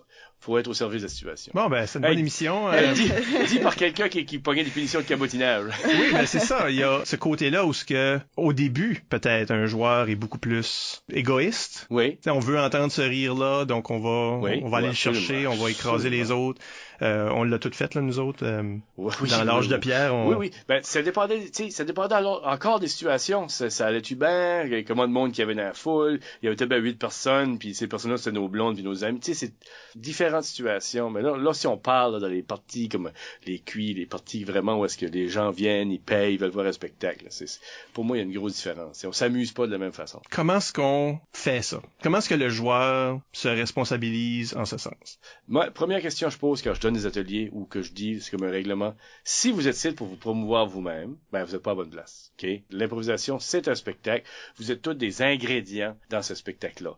Il faut juste... Robert De Niro le disait, ben, il l'a pas dit à moi parce qu'il me parle plus, là. Mais Robert De Niro disait, en anglais, il disait, never believe your own hype. Ça veut dire, mettons quelqu'un du succès. Mettons quelqu'un vient voir jouer Essiam. OK? Il l'aime. Ben, Christian a compris que c'est pas vrai, ça. Ce succès-là qu'un individu a en jouant, c'est pas vrai. Parce que, mettons, on passe dans le journal. Mettons, moi, Michel, on fait un show d'impro, on passe dans le journal. Le monde va dire, hey, regarde, ils sont là, hey. Robert Gauvin, puis un autre gars. Robert Gauvin, puis ouais. Puis, mais là, 5 minutes après, le monde va dire, bon, ben, faut que je paye, on va voir, tu payes l'électricité. Tu sais, on compte plus. C'est juste, il faut comprendre ça pour répondre à ta question, il faut comprendre ça dans notre tête. Que on est le fun à regarder sur le moment quand on fait une bonne improvisation, mais on n'est pas tout dans la tête du monde qui nous regarde. Tu sais, un coup, on peut faire des shows, mais un coup que c'est fini, là, le monde s'en va chez eux, puis ils ont leurs propres préoccupations, puis ça compte plus. Faut réaliser ça. Ça fait que le plus grand plaisir, c'est de bien faire son travail, peu importe le travail que tu fais. Puis faire un bon spectacle ou une bonne improvisation, le plaisir doit être là. Si tu es capable de comprendre ça, là après ça tu dis après, je contrôle pas le reste. C'est juste être capable de comprendre ça, c'est un grand pas vers le plaisir. Et le plaisir doit être numéro 1 parce que l'affaire qui est plus contagieuse dans l'improvisation, c'est le plaisir que tu as sur scène qui se rend dans la salle. C'est un échange de ce côté-là. Oui. Puis une des choses qui est compliquée pour nos jeunes joueurs, surtout en impro-match, parce que c'est ça le format qui attrape les improvisateurs au début. On finit par peut-être faire des spectacles différents, mais au début... C'est la porte d'entrée. C'est la porte d'entrée. C'est joué à l'intermédiaire, c'est joué au secondaire, c'est joué à l'universitaire, et c'est le même que nos joueurs évoluent. le format nous laisse croire que c'est principalement, parce que c'est un peu la joke qu'on joue sur le public, que c'est une compétition. Exactement. Il y a des pointages, il y a des punitions. Tu parles des jeunes joueurs, il y a des étoiles. Ça aussi, ça peut être dangereux. Oui, des étoiles. Oui, ben oui. Il y a, tu sais là, fait qu'on a des rires immédiats, des applaudissements immédiats. On a des, tu sais, le coach a décidé que cette personne est le capitaine, cette personne est assistant capitaine. Et ça, c'est des rôles qui peuvent te monter à la tête. Puis ça fait la promotion d'une sorte de védettariat, puis que le pointage est important, puis tout ça. Quand, dans le fond, ça l'est pas. Puis ça, c'est la chose qui est difficile à apprendre quand t'es un jeune joueur. Mais il y a une affaire cruelle qui est jamais mentionnée, que moi je connais, parce que moi j'ai gagné ma vie principalement, mettons, avec Luc comme setup guy. C'est moi qui je suis dans le duo comme dans les smooths pis ces choses-là. Oui, moi je suis le clown blanc, lui c'est le clown rouge, ok? Puis c'est une dynamique. Moi j'ai grandi dans les équipes sportives, tout le monde a son rôle, ok? Ben moi je me suis déjà fait dire, quelqu'un qui est arrivé, ah t'es dans les smooths, toi t'es-tu le comique ou t'es l'autre? Ça arrivé, c'est vrai. Mets ça à des jeunes, ok? Puis moi c'est mon travail, c'est pas, je suis privilégié de le faire. Ben mets ça, mettons, après un match d'improvisation, ok? Mettons on est tous là, tous les trois, on a joué, puis là Essiam a eu un match d'enfer. Je mets des noms pour préciser, ok? Oui. L'enfer, c'est bon, là, dans ce contexte-ci. Oui, l'enfer est bon. Oui, okay, il y a un match d'enfer. Le tonnerre, oui. C'est ça. He was a rising star in a very, very high sky. Ben, il est Christian Essiam, c'est ça. C'est des bonnes chances que ça arrive. Il polarise, ok? Oui. Fait qu'après la game, mettons qu'on a tous 18 ans. Après la game, s'il y a 20 personnes qui viennent voir, ils viennent toutes le voir dire, hey, t'étais bon, puis ils disent rien aux autres. Ça, peut pas savoir dans la tête d'un jeune comment ça affecte ou infecte. Ça, c'est une affaire qui est pas à l'intérieur de la game, là. C'est après la game. Moi, je l'ai vu, là. Tu vois du monde qui arrive, parler à des joueurs, félicite les autres, là, t'as l'autre à côté qui a joué lui aussi, mais qui a pas, parce qu'il a pas, il a peut-être amené plein de bonnes choses dans le match, il a peut-être amené, toutes sortes de situations, il a peut-être embarqué pour aider à faire avancer une situation incroyablement, mais non, ça. Toutes les caucus, c'était peut-être ses idées, là. Exactement, tellement. Il y a plein de subtilités que le public peut pas voir. Ouais. Comme nous autres, en tant qu'improvisateurs, peut-être qu'on respecte puis qu'on trouve intéressant, mais qu'un public normal. Ouais, le public normal, il le sait, mais il le sait pas consciemment. C'est pas glamorous, là, c'est être bâtisseur, c'est être vraiment le plus au service du spectacle, parce que tu, vraiment, en plus de bâtir puis de créer, t'es pas en train de voler l'attention, t'es vraiment en train de te concentrer sur l'histoire. C'est ça. Puis moi, je pense que l'attention se vole pas. Je pense que c'est plutôt dans l'émission, je disais, c'est cruel, mais il y en a qui sont nés avec plus de charisme. Avec plus de facilité, ils vont plus polariser, ils ont plus le sens de la répartie, ils sont plus intelligents quand ça vient à ce jeu-là. Et ça fait partie de la cruauté. C'est comme du monde qui sont plus beaux. C'est comme, tu sais, l'humanité, c'est ça. Et c'est dur à accepter, mais il faut l'accepter. Sinon, moi, je pense, en tout cas, l'affaire, c'est ma femme m'a fait réaliser ça. Je pense que ta plus belle qualité, c'est que tu es réellement capable d'être content pour le succès de quelqu'un d'autre. Purement, là. Pas juste les mots, là. Réellement être content pour le succès de quelqu'un d'autre. Et si on peut avoir ça, ben là, le reste, c'est rien, ça compte pas. C'est le sim, tu sais, on le vit, ça, c'est le meilleur exemple. Mettons, j'embarque avec Bass, puis Bass pogne un personnage drôle. Nourris-les. Tout le monde gagne. Il y a personne qui va dire, hey, le gars qui a pas parlé, là, il m'a fatigué dedans. Non, c'est tout. Non, mais le show. Pire heckler ever. C'est ça, non, mais le show gagne. Puis, moi, la dernière cuit que j'ai participé, qu'on a gagné comme joueur, mon plus beau moment, où est-ce que j'ai pleuré, c'était pas qu'est-ce qu'on a gagné. C'était le samedi soir, on a gagné. Puis là, j'ai dit, là, on a une équipe. On a gagné 5-4 en supplémentaire contre Laval. Et c'est Nathalie et Mimi qui ont gagné cette improvisation-là. Moi, j'avais pas d'idée, j'ai pas embarqué, c'est les autres qui ont été. Michel Lévesque, qui travaille encore en théâtre, eux autres dans le Nord. Nathalie Lévesque. Ce sont ces deux femmes-là qui ont été puis qui ont gagné l'improvisation. Puis je dis, là, on a une équipe où est-ce que tu sens que c'est pas obligé d'être, c'est pas une personne. Tu peux pas. C'est pour ça qu'il faut comprendre, tu peux pas faire ce spectacle-là à une personne, ça se fait pas. Mais je pense que c'est un petit peu important quand tu es entraîneur aussi de prendre conscience de ça. Parce que tu peux pas bâtir une équipe autour d'une personne ou deux personnes qui sont les stars, tu sais. Faut que tu aies une équipe complète qui peuvent s'appuyer, chacun leur force puis leur faiblesse qui se complètent. Exactement. Mais faut être conscient de l'inverse aussi. Mettons en 2004, l'équipe avait gagné la QI, j'étais entraîneur. Jean-Sébastien Lévesque et André Roy, tout le monde réalisait, clairement, étaient nos deux leaders quand même. Tu sais, faut comprendre ça aussi. C'est comme dire à Luc Leblanc, mais là, faut pas être comique, là. Fait 3 impôts que lui est pas comique. Peux-tu pas aller être comique, là? Tu sais, l'inverse est vrai aussi, tu sais. Ça fait toute partie de ça. Mais l'entraîneur, quand j'entraînais, je voyais, mettons, Annick qui était pas content, je le voyais, là. Là, tu veux pas, mais en même temps, tu dis, OK, ben, moi, je pense que c'est ça, pour cette improvisation-là qui va être, personne n'a jamais rien. Quand tu es dans une équipe, tu dis, faut t'accepter des choses, des fois, pour le meilleur de de l'équipe. Fait qu'il y a des rôles à jouer. Donc, tu parlais du all-around, là. Oui. Faut être un joueur complet, Ouais. mais aussi, faut accepter un rôle incomplet au sein d'une équipe, des fois. Ben oui. Écoute, des fois, tu dises, OK, c'est là, c'est vraiment là où est-ce que, je pense que la générosité peut être visible ou elle peut être pas visible. Parce que moi, je prétendais être capable d'embarquer dans toutes les improvisations. Mais à un moment donné, tu dis, OK, non, je pense que ça serait mieux que c'est toi qui vas dans celle-là. Même si je me sens que ça va bien, là, non, peut-être ça serait mieux que c'est toi qui embarques dans celle-là. C'est réaliser que tu es dans quelque chose de plus grand que toi. Ça revient tout le temps à ça. C'est plus grand que toi. Puis moi, je sais que j'ai un package qui peut, background sportif, un petit peu carré, une voix, pas peur de parler, une voix forte. Puis je sais que souvent les gens peuvent, ça crée une image. Mais en arrière de ça, pour que ça ait du succès, la game, il faut respecter tous ces règlements non écrits là. Il faut. Sinon, ben, c'est juste une guerre vraiment en surface de lignes envoyées, puis de punch, puis de contre-punch. Ouais. Puis après ça, tu sors de là, puis tu te dis, bon, ben, je sais pas ce que je viens de voir. Ben moi, j'ai toujours dit à mes équipes, parce qu'on a tout fait, hein, été entraîneur de l'équipe. Oui, on a ça en commun. Mais je l'ai toujours dit à mes équipes, puis il y a un temps qu'on coachait ensemble, Robert, dans le fond, là. Oui, absolument. À la fin, quand t'étais joueur, j'étais arbitre, mais on s'occupait de l'équipe, oui. On était tout le temps à ces pratiques-là. Mais ce que moi j'aime dire à mes joueurs, surtout après qu'on a vu des presque, comme là, tu sais, toi t'as gagné 3 coupes. J'étais chanceux. Oui, puis moi j'en ai aucune. Mais non, mais c'est ça ça c'est une cruauté. T'as coaché, on préparait l'équipe de 93 ensemble. Puis toi, oui. À cause de logistique, tu peux pas avoir ton nom sur la coupe. Mais je m'en sacre. Parce que pour moi c'est pas. Ben t'as une petite larme là. Non, je suis pas Sam Chiasson là. Non mais Sam lui, ça l'avait déçu par exemple, parce qu'on avait une équipe du Tonnerre en 97. Oh oui, vous aviez une équipe. Ça c'était mon équipe de 90 oui, là, pour moi. Avec raison. Et ça a venu proche par un point, à la toute fin, mais en revenant du voyage, mes joueurs étaient très déçus parce qu'en plus, ils avaient senti une certaine injustice. Tu sais, dans une cuit que tu gagnes, la dernière impro que tu as gagnée, là, ben, la dernière impro que tu as perdue. Dans celle-là que tu as juste perdu. Ça, ils sont très déçus.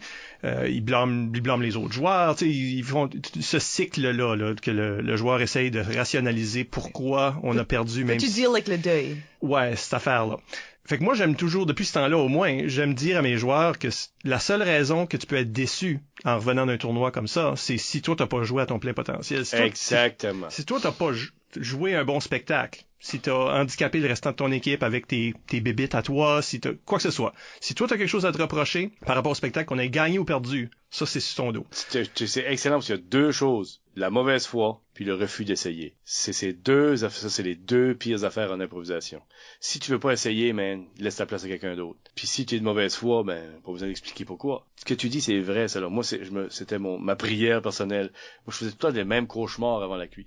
Que j'étais en haut, je voyais l'équipe jouer puis j'étais pas capable d'aller. Fait que quand je passais la fin de semaine, j'en avais joué des improvisations. Je laissais tout là, tu sais, là. Oui, c'est ça. Puis tu peux pas dire non plus, c'est juste un match préliminaire, puis non, exactement. Facile, puis je vais juste sous-jouer. Ouais. On s'avait fait reprocher ça, là, en 97, d'ailleurs. Il y avait une ancienne de l'Université de Moncton qui était venue nous voir entre les périodes, là. Tu sais, c'est comme la demi-finale. Elle avait le droit? Ben, on était en dessous des gradins, là. C'était comme vraiment très public. On était premier au classement, c'était l'équipe 4e, là. Ça fait que, tu sais, on aurait dû, entre guillemets, facilement battre cette équipe-là. C'est comme le match qui est en train de nous donner de la misère qui aurait pas dû, si tu veux. Fait que sa première période finit comme 3-2 pour nous autres, là, mais c'était tête, puis c'était dur, puis là, on était comme en pep talk, là. Et cette joueuse-là, cette ancienne-là, vient nous voir pour nous dire hey, fatiguez-vous pas trop, là, je trouve que vous jouez trop fort, puis gardez-vous pour la finale. Puis c'est comme, on veut pas se garder pour la finale. Pas si on gagne pas, c'est ça. Parce que y a pas de finale, là. C'est ça. Chaque game, c'est ta dernière, quand on est en éliminatoire. Et vois-tu, ça, c'est une mentalité anti-spectacle. Tu peux pas te garder, t'es en train de donner un spectacle. Puis il faut tout que tu laisses. Tu refuserais de participer à aider un spectacle. C'est une drôle de mentalité. Ben, je pense que c'était juste comme un conseil qu'on voulait pas. Mais ça arrive. Mais cette personne-là allait donner ce conseil-là de bonne foi. Oui. Je trouvais qu'on avait l'air brûlé déjà, peut-être, ou tu sais. Mais non, pour moi, personnellement, je n'accepte aucune excuse il y a peut-être bien des raisons là pourquoi est-ce que tu sous-joues, mais si t'es fatigué, ben reste assis puis laisse les autres C'est ça. performer. Comme... Moi, dans ma tête, tu seras fatigué lundi matin. C'est ça. Puis c'est pour ça que t'as une équipe balancée aussi. Parce qu'il y a un joueur que tu fais comme, OK, là, moi, je commence à être épuisé. Peut-être des fois, à la QI en particulier, des fois, il y a des matchs qui sont vraiment proches. Tu viens de jouer une demi-finale, puis là, t'es en finale, puis t'as eu comme 20 minutes entre ou quoi de même. Ben, c'est pour ça que t'as une équipe balancée. Parce que si toi, t'es trop épuisé, puis tu peux pas jouer physiquement, c'est le tour des autres, ils sont c'est le tour des autres. Il y a tout le temps quelqu'un d'autre. Comme pour moi, tu peux pas dire ça me tente, comme je joue mal ou ça me tente pas de jouer, ça me tente pas de performer parce qu'il y a pas beaucoup de monde dans le public. Parce que tu sais des choses comme ça, on parle de Christian Eysserm depuis tantôt. Ouais. Ça c'est la chose que je respecte le plus à propos de Christian Eysserm, c'est que on faisait des sortes d'exploits là, sur le campus pendant son temps ici où on allait jouer un peu partout dans la nature du campus, on se faisait payer, c'était une levée de fonds. Tu jouais à des endroits que le monde te demandait d'aller jouer, puis souvent il y a pas de public là, c'est juste nous autres. Puis Christian donnait là, son 100% à chaque fois. Lui, il pouvait pas jouer une mauvaise impro, pas de public, fatigué, malade, c'est pas important. Ouais. Il jouait toujours une bonne improvisation. Ben, tu te rappelles ici, quand ça commençait, on jouait devant l'année 90. Là, on jouait devant 5 personnes. Des fois, on était juste content d'être capable de jouer. Fait que... C'est ça, là. À la Lécume, ça? Oui! Ah oui, on a joué des drôles de places, là. Tu te rappelles, là, l'ancien presbytère ou le... Moi, j'ai pas vu la chapelle. J'ai pas vu l'ancienne chapelle. L'ancienne chapelle. C'était pas bon, ça? C'était pas une belle place? C'était une belle place, mais des fois, il y avait 5, c'est du tapis. C'est là qu'on a fait de l'improvisaton. Des fois, il y avait 5 personnes. Puis on filmait nos games pour nous voir, là. Pour savoir quelle mauvaise idée. Mais, ouais. Tu sais, il y avait 5 personnes, mais nous autres, on juste contents de jouer. Parce que je me rappelle à un moment donné, une petite anecdote, Éric Thériault, j'aurais dû donner plus de crédit à Éric. Éric Thériault, qui était là, à un moment donné, il faisait le maître de cérémonie. On faisait tout, là. Fait que là, les deux équipes, entre la période, avaient été à une autre salle. Il a pris 5 spectateurs, ils avaient caché. Il dit, on accueille les deux équipes, on vient, il n'y a personne. Et on jouait des tours de même, là. Il faisait sortir l'équipe, littéralement d'un garde de robe qu'ils avaient caché. Mais on était juste content d'être capable de jouer. Puis Christian, ben, c'est pas pour rien, là. C'est pas pour rien, là. C'est pas, ce job-là, là, les nœuds papillons, c'est pas les éloises, là. Tu sais, le reste du temps, c'est un job que, you gotta get dirty, là. C'est là, faut que tu veuilles. Oui, puis le même éthique de travail qu'il amenait à l'impro, il l'amène dans son... Exactement. C'est pour ça qu'il y a du succès aujourd'hui, là. Exactement. C'est le même que c'est. Puis ça, c'est vrai aussi, comme tu parles d'Éric Thériault comme en tant que maître de cérémonie, tout ça, ça fait partie du spectacle, là. Puis moi, je laisse personne s'en sauver, là, comme dans ma mentalité d'improvisation. T'es maître de cérémonie, t'es DJ, organiste, ou tu utilises, t'es juge de ligne. Je suis curieux pas qu'est-ce que tu fais, mais tu fais partie de ce spectacle-là, puis ça c'est des éléments de spectacle, c'est toutes ces choses-là aussi, en impro-match. Puis je trouve que ça que tu disais au sujet de, genre de, on fait Élise Amel sur Facebook, dit le mot, un genre de culte de personnalité qui vient avec des stars d'impro. Ça s'applique aussi aux officiels, parce que, tu sais, si un arbitre s'oublie, puis le monde même me trouve drôle, puis prend trop de place, ça aussi, ça nuit au spectacle, tu sais. Ben ouais. Est-ce que ça nuit? Parce qu'elle pose la question, est-ce que le culte de la personnalité, un peu ce qu'on disait tantôt, là, que certains joueurs ont ce charisme-là, qui les porte un peu plus loin, tu sais, là, dans le cœur du public, du moins. Est-ce que ces choses-là ils ont un impact sur le spectacle, mais est-ce que c'est un bon impact ou un impact qui est négatif? Si t'es un vrai de vrai, c'est un bon impact. Parce que souvent, ces personnes-là vont attirer le monde. Et ça peut être dur à prendre aussi. C'est pour ça qu'il faut comprendre tout ça.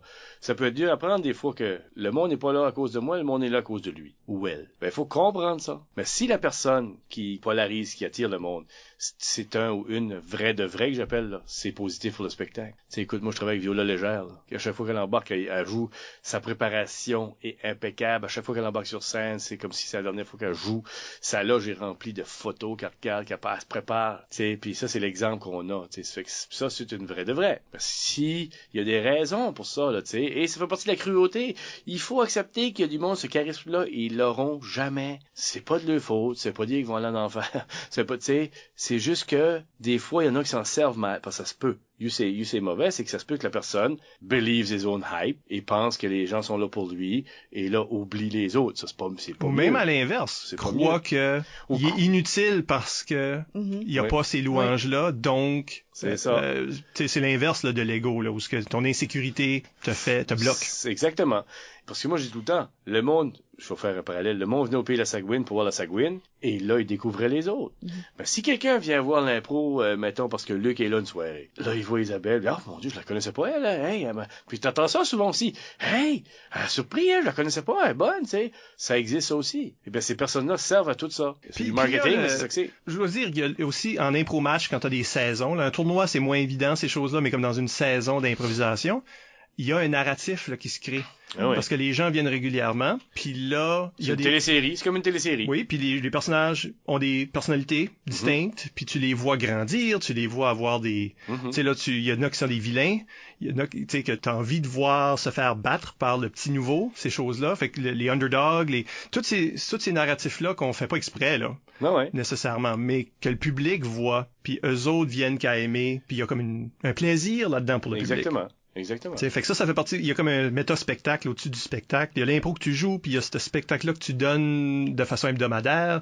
Toutes ces choses-là contribuent pour un public à leur investissement. Est-ce que ça, les gens, parce que moi, depuis que j'ai une famille, je choisis, mais j'ai déjà parti assez souvent, là.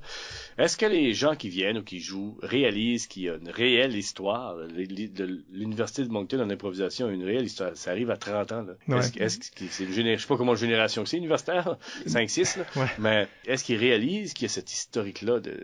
Moi, je dirais que oui, parce que, d'une part, comme cette émission ici fait partie de justement mettre en canne, là, notre patrimoine, parce que c'est exactement. tout oral. Tout de suite, c'est tout oral. Ça reste oral, là, on est à la radio. Mais, c'est ça. Mais c'est vraiment très oral. On raconte des histoires, des plus vieux. Le rideau, on l'a compté, là. On l'a compté à des générations et des générations. Fait qu'ils savent qui est Robert Gauvin, ils savent comment est-ce que notre histoire a commencé. On compte encore les histoires de comment est-ce que avant nos salles étaient pas très bonnes, comment est-ce qu'on a sauté de salle en salle. On a joué au cachot. On a joué au cachot, on a joué aux arts, on a joué... moi, j'ai été obligé de jouer dans la cave du centre étudiant. J'aurais aimé voir ça, c'est la seule place que j'ai pas vu. T'as pas de son de plugger, t'es juste en train de gueuler, il y a pas de musique. Ça existe encore, celle-là? Oui, la cave existe encore. Il faut que j'aille voir ça. C'est vraiment une elle est pas accessible juste de même, là, mais... OK. Non, mais à un moment donné... Ouais. Oui, parce que le plafond est tout en mousse. Il y avait pas des pipes? Oui, à un moment donné... Sam m'a conté un peu. Sam Chiasson a rentré dans l'arène, comme la première game, ou une des premières games, il a sauté la bande, mais le plafond est trop bas, puis il y a vraiment des tuyaux. Il s'est fessé là-dessus, là, j'ai jamais vu quelqu'un tomber si dur, comme bam! Ah ouais. On dirait que la gravité t'a augmenté, là, bam! Puis là, une grosse prune avec une coupure dedans. Pour le restant de la game, il était sonné, là, puis il jouait pareil. Il a joué pareil. Mais tu joues toujours pareil. Tu veux jouer. C'était pendant que l'osmose se faisait construire, puis on avait plus le cachot, mais on avait pas encore l'osmose. On a passé un semestre dans cette boîte cancérigène-là, en tout cas. Je pense que c'est juste ça que c'est, actually, la légume. On est juste constamment en train de se faire kicker out des salles ou en attente d'autres salles. Non, puis toujours, ça arrive encore. Toujours forcé pour que ça reste en vie. Ouais. Des fois, ça devient plus difficile. On a moins d'étudiants maintenant, moins de monde qui ont des meilleurs QV, c'est ça, sûrement. C'est ça, c'est comme ça que ça marche. Mais oui, je pense que le patrimoine est connu, puis que le monde utilise ça pour s'inspirer. Mais de plus en plus, à travers l'improvisation de Nouveau-Brunswick, tout ça, on essaye de faire des liens avec nos anciens, ramener ces histoires-là. Tant aussi longtemps qu'il y a du monde comme moi et Isabelle qui sont encore là en train de raconter ces histoires-là puis qui ont vécu un certain nombre d'années. Tu sais, là, le patrimoine ne se perd pas, mais on enregistre des émissions avant qu'on meure. Là. Ouais, c'est ça. C'est important, là. Faites bien vous, là. Parce que c'est vrai qu'il y a plusieurs choses, comme, tu sais, même des joueurs qui sont peut-être 2 ans, 3 ans plus jeunes que moi, ont pas vu des joueurs que moi, j'ai grandi avec. Puis tu te dis, comment t'as réussi à pas voir ces joueurs-là? Non, mais c'est ça, tu sais. Je t'en couche! Ben non, on est rendu loin de même, là. Ouais. Un lécumien de 18 ans aujourd'hui. Ben, c'est ça, là. Il a rien vu. Il a pas vu beaucoup. Non, il peut pas. C'est ça. Ben, c'est important parce que moi, j'ai toujours cru en la tradition, peu importe. So, penses-tu que c'est comme connaître notre histoire puis nos traditions, c'est un ajout à ce spectacle-là? Moi, je pense que c'est un ajout. C'est pas pour des gains personnels ou rien comme ça, là. Mais ça aide juste à faire comprendre, je vais essayer d'être conséquent, ça aide juste à faire comprendre que t'es vraiment dans quelque chose de plus grand que toi. Pour moi, quand tu mets un chandail, tu représentes un spectacle, il y a des places que tu vas que tu sais. Mettons, si tu vas jouer au théâtre des Rideaux Verts, ben, tu sais, tu rentres, tu vois juste les photos. J'ai eu la chance tu regardes juste les photos pis tout, non? Ou la place des arts, tu regardes, tu réalises ces choses-là. Ça fait qu'il y a comme c'est pour ça que ces places-là veulent dire de quoi. Puis c'est pour ça que quand t'arrives là, tu veux donner tout ce que t'as, ben, quand tu sais ça, toute cette tradition-là, c'est comme quelqu'un qui joue pour les Yankees de New York. C'est pas la même chose que jouer pour les Marlins de Miami, qui sont là depuis les années 90. Les Yankees, les tombes des joueurs sont dans le terrain, ils sont en arrière. Tu peux réellement aller voir Babe Ruth puis enterrer là. Ça fait que, je dis pas c'est ça qu'il faut faire, là, mais je dis juste que Moncton, côté improvisation, au national dans l'université, a une réelle historique, et là, depuis le début, les deux premières années, Edmundston puis Chupagan étaient là. Ouais. Ça, je trouve ça intéressant que c'est les autres campus, parce que je trouve que des fois, les autres campus filent comme, on est plus petit que Moncton, on a moins. Mais tu sais, ils étaient créés avant Moncton. Non, mais regarde, si tu veux, mettons, calculer le succès par rapport logistique, Shippagan et Edmundston, dans les années que nous autres, sont rendus en demi-finale. C'est quand même pas rien, là. Non, absolument pas. Tu sais, moi, je me rappelle, la première année, on a perdu Mario Jean, qui est absolument extraordinaire, jouait pour Trois-Rivières. Mais on a perdu contre eux autres, c'était 6-4. Tu te rappelles des scores? 87. 6-4 en demi-finale. C'est pas mauvais, là. Tu sais, Puis ils ont fini par la gagner, celle-là. Eux autres ont gagné la cuit. 10-4, je sais pas, c'était pas serré, tu sais. Fait qu'on leur avait donné un bon match. Il y avait moi puis Marc et Edmundston avec Michel. Je sais pas si c'est arrivé d'autres années, mais ils sont rendus en demi-finale pareil. Donc, c'est vrai que ces petits campus-là méritent aussi leur petite part de l'histoire. Parce que c'est quand même le campus de l'Université de Moncton. Non, c'est ça. Fait que quand tu mets le chandail de l'Université de Moncton, ben, tu réalises qu'il y a quelque chose de plus grand. Tu représentes pas juste ton université maintenant, tu représentes tout le monde qui ont passé avant toi aussi, tous ces joueurs-là. C'est ça. Absolument. Étoiles et moins étoiles qui ont représenté la même. Chaque joueur qui met le chandail canadien, il vient d'avoir un joueur au repêchage, Andrew Shaw, qui joue avec les Blackhawks. Il va arriver, il va dire quel honneur de mettre ce chandail-ci. Et il veut vraiment le dire. Puis là, faut que tu essayes de jouer à la hauteur de cette tradition-là. De ces fantômes-là. Et à une plus petite échelle, comme si tu joues dans l'ICUM, ben là, tu représentes la LICUM. Tu joues dans la Ligue. Maintenant, tu représentes la Ligue. Puis exactement. Tu fais honneur à tous ces noms-là que j'ai pas pu nommer. Il fallait en nommer une couple, là, tantôt, là. Ben, j'en ai oublié beaucoup plus qui méritent. Et malheureusement, ça, c'est ma faute. Depuis que moi je suis parti, beaucoup que je ne connais pas, comme les plus jeunes que je connais pas, qui ont sûrement autant de talent, là, tu sais, mais qui ont pas encore les histoires. Parce que les histoires nous font grandir, là, tu sais. Oui, des légendes. Ah ouais, c'est ça, moi, c'est sûr, la finale, j'ai envie de faire dans mes culottes, là. Gagner, mais quand même, ça, c'est vrai aussi, là. Mais là, à ce temps, il y a ces jeunes-là qui sont en train de développer leur propre légende, tu sais, ça fait que, après ça, d'un autre 20 ans d'ici, peut-être bien que ce sera d'autres personnes qui font une émission de radio, je sais pas trop quoi ça sera à ce temps-là, là, tu sais, qui documenteront ces événements-là. Donc oui, quand tu mets le chandail, oui, il faut que tu réalises que tu fais partie de quelque chose de plus grand que toi, qu'il y a des gens qui ont travaillé fort pour garder en vie d'une place à l'autre, de jouer dans des escaliers ou des sous-sols ou des vieilles chapelles. Puis toi, t'as hérité de ça. Oui. Puis toi, pour toi, c'est peut-être plus facile que ça l'a été pour d'autres. Puis si c'est difficile, ben OK, parce que t'es en train de bâtir puis de garder ça en vie pour les prochains. Exactement. Donc ça reste important pour ces choses-là. Et c'est ça, je veux dire, que je parle de plus grande, la tradition, c'est ça que ça veut dire. Ça ground, savoir que des racines. On a le temps pour une question du public. Bien qu'une! Ben, on a déjà posé cela à Élise. OK. Oui, c'est vrai, on l'a effleuré. Ben, Rémi Goupy. Oh, mon voisin! C'est-tu vraiment ton voisin? J'ai déjà fait le Père Noël pour Rémi Goupy. Ah, ça c'est fantastique. Ton voisin à Shippagan. À Shippagan. Et moi, on restait dans la 15e rue. Sa mère était ma coiffeuse. On restait à la maison à côté de chez nous. Juste à côté. Première maison, même juste côte à côte. OK? Et puis, un moment donné, je pense que j'étais en 11e année. Puis on décollait un party de Noël, moi puis un de mes chums, des chums. OK? Mais sa mère m'avait dit, peux-tu venir faire le Père Noël pour Rémi, avant de faire ça? J'ai dit, sure! Vous connaissez Rémi. Moi, j'avais peut-être 16, 17 ans. Rémi avait 5. Fait que j'étais chez eux, j'ai fait le Père Noël. Ils ont pris les photos, puis tout. J'ai vu la photo après. Puis, ouais. Ça, petite parenthèse. Awesome. Ouais, les petits liens qu'on se fait. Hein. Ouais. Ça, c'est bien avant qu'il soit improvisateur. Anyway. Il va pas me demander pourquoi je l'ai jamais pris d'une équipe, là. Avais-tu la chance? Hein? J'aurais eu la chance. OK. Ah ouais. Non, il demande pas ça. Il demande, parce que là, c'est à propos du sujet, il demande, sachant que tu as toujours été réputé pour augmenter ton niveau de jeu lors de compétitions, quels sont les conseils pour amalgamer compétition et qualité de spectacle? En d'autres mots, comment on fait pour marier compétitivité et le fait d'être au service du spectacle? Est-ce qu'il demande parfois de prendre un rôle plus passif dans une mix, par exemple? En tout cas, Ça revient à la pureté. Ça revient à enlever les mauvaises affaires, les mauvaises pensées. Quand ça arrive dans des moments serrés, je pense que c'est ça sa question, là, dans des grands moments comme ça, il faut enlever tout ça et revenir à la pureté. Moi, je refusais d'embarquer plus à l'expérience. Je refusais. J'ai un exemple. En finale, en 93, c'était une 10 minutes. On jouait avec Laval. Puis là, c'était moi, puis leur joueur qui a gagné le joueur plus sympathique. Bruno, bon. Oui. Quelque chose. Okay.